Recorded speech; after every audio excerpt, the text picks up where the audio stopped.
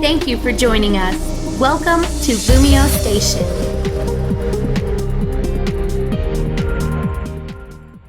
Hello everyone, this is Trickywi, but you could call me Tricky, and happily I'll be bringing back weekly countdowns to Lumio Station. Later on, be sure to vote for what countdown you would like to see for next week, and if any of you lovely people have any other ideas, be sure to list them in the comment section below. While you're at it, be sure to hit that like button if you're super excited for the new series. As you read from the title, our video today is the top 10 most hostile Pokemon from the Kanto region. And just so you guys know, I am going to be judging the Pokemon by its Pokedex entry because we pretty much know that any Pokemon can potentially be dangerous and destroy your face. You may or may not agree with this list, so be sure to list your personal opinions in the comments below. We would love to see what you guys have to say.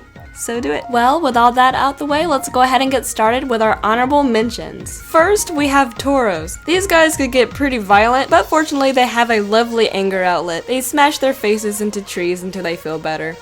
I do that often. Next is Jolteon. It's very cute, but it's very sensitive, and if you make it mad or nervous, it will send 10,000 volts of electricity through you. That would not feel good. Then there's Rhydon, but this Pokemon is honestly way too smart to actually start a rampage and not be able to stop. Then there's Charmeleon, but this guy just likes to pout a lot. I would say Charizard. This Pokemon is indeed very dangerous, but its Pokedex entry says that it would never attack anybody who is weaker than it. He's nice. And then there's Ditto. And technically Ditto could even be number 1 because it could transform to anything. Plot twist. To keep it more interesting, think about how these Pokemon would respond if they were real. So enough of that, let's move on to number 10. Taking our number 10 spot is Electrode. At first glance, this Pokemon doesn't even look slightly intimidating at all. I mean, it's a ball with eyebrows, it doesn't really look that freaky. But this Pokemon is indeed very dangerous. Its Pokedex entry is this. It is dangerous. If it has too much electricity and has nothing to do, it amuses itself by exploding. Okay. So being around this Pokemon would not be a very good idea. It might think it would be a lovely time to randomly explode. Then he'll smile about it afterwards. That's not nice. Moving on to number 9, we have Scyther. Scyther has 2 large blades for hands. Plus it has a little bit of an attitude problem. That is not a good combination.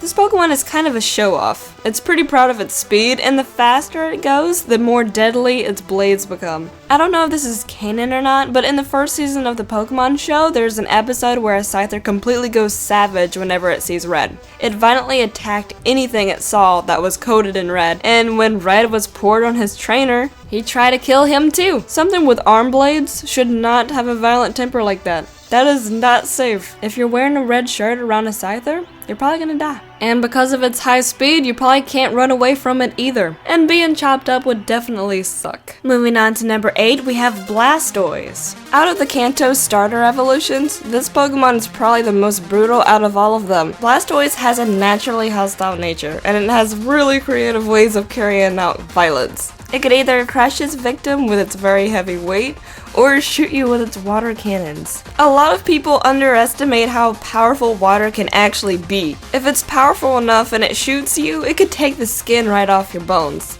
That ain't cool. Not to mention Blastoise has a Mega Evolution, which makes it even more strong. The water that shoots from the cannons are easily able to pierce steel. It's really strange to think that Blastoise could be more violent than a Charizard, but then again Blastoise can destroy one in 2 seconds, so do not take this Pokemon lightly. Moving on to number 7, we have Beedrill. Beedrill is a giant freaking bee. Bees are hostile to begin with, but Beedrill is a giant poisonous bee wasp hybrid thing with sharp stingers for hands. Comparing a normal bee with Beedrill actually upsets me a little bit. A lot of people wish that Pokemon were real. I'm one of those people. But just thinking of the dangers that comes with the magic can be really scary to think about. One Beedrill is scary enough, but a colony of Beedrill, that's a big cup of nope. Not only that, they are extremely territorial. If you accidentally put your foot too close to an area that a colony of Beedrill happened to claim already, they won't question you. They'll just chase you until you magically get away, or they sting you to death. Considering every sting is poisonous, it's not a lovely thought at all. Plus, it could probably just stab you with those things anyway, so that couldn't be pleasant. They don't stop either. According to its Pokedex entry, it will jab its enemy repeatedly. That's pretty violent and extremely terrifying. I don't like it. Taking our number 6 spot is Arbok.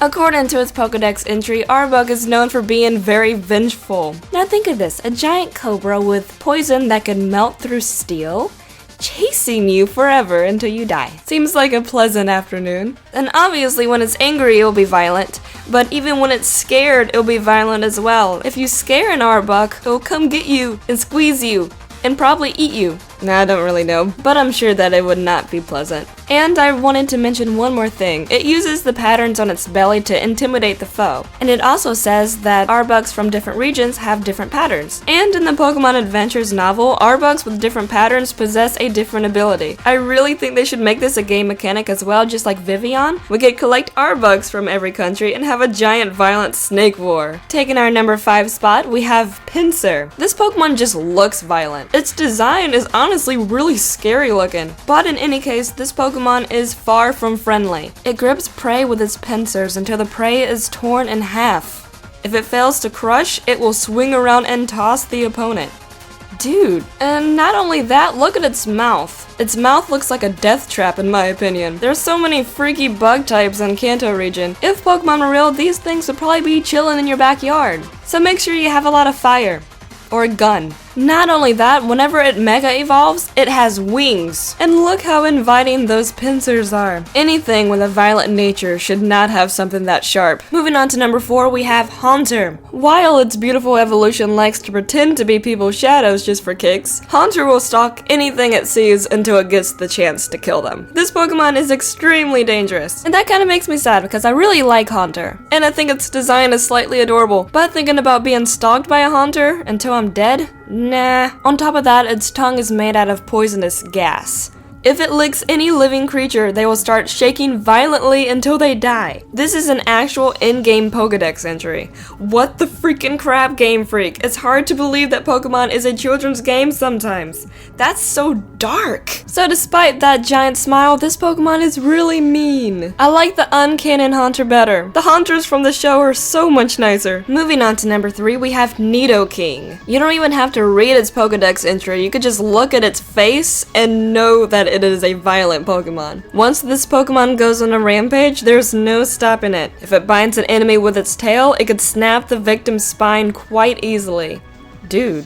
That's a little harsh. You would really have to watch out for that tail. Apparently, according to its Ruby and Sapphire Pokedex entry, it could topple a metal transmission tower with one swing of its tail. And not only is its tail extremely powerful, this thing is poisonous. If this Pokemon was chasing you, you would have to worry about either being stabbed by its poisonous horn or shot with one of the many elemental attacks that it could learn. Neato King is capable of learning ice, electricity, fire, and all kinds of different kind of moves. So, imagining a rampage in Neato King in real life is a very scary thought. If Pokemon were real, they would probably be the dominant species, to be completely honest. But then again, Neato King is only 4'7" in height. I'm taller than a Neato King. I don't agree with this. Neato King is actually 50 feet tall, and that's what we're gonna be sticking with forever. Moving on to our number 2 spot, we have Gyarados. Well, obviously this Pokemon is not about the cuddles. According to its Pokedex entry, it is extremely vicious and horribly brutal. It has enough destructive power to totally annihilate even a major city. Sounds like a nice guy. So on top of it being a terror to the ocean, this Pokemon can also fly. I mean, it cannot learn the HM fly, which I think is stupid, but it still possesses the flying typing. Plus, we see it hovering in every 3D game that it's in. And then there's Mega Gyarados. The result leads to the end of the world. Gyarados is so brutal that even its Mega evolution finally earned the dark typing. That's exactly why we need a Pokemon who can Mega evolve into a water and fairy type to give Gyarados some competition. Please? So anyway, the amount of power is unreal, and power can be scary. But that doesn't change how awesome Gyarados really is. I love this Pokemon.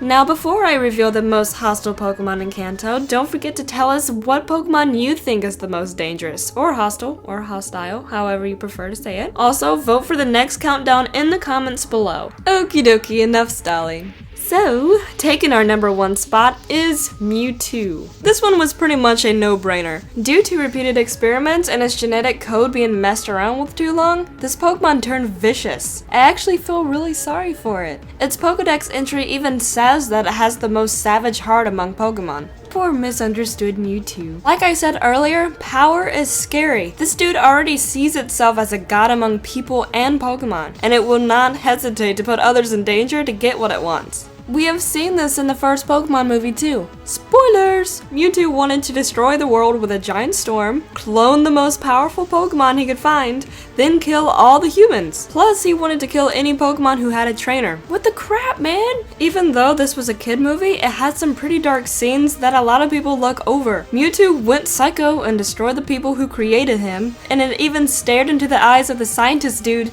as he blew up the lab. Mewtwo is so mean. It's extremely dangerous, and I think they should put him back in Super Smash Bros. Because why would you want to remove so much power? I will never understand that. So yeah, that completes today's countdown. I really hope that you enjoyed this video, and I'm really excited to share more of them with you guys. Don't forget to comment and leave a like. Thank you guys so much for watching, and I'll see you guys next time. Bye bye!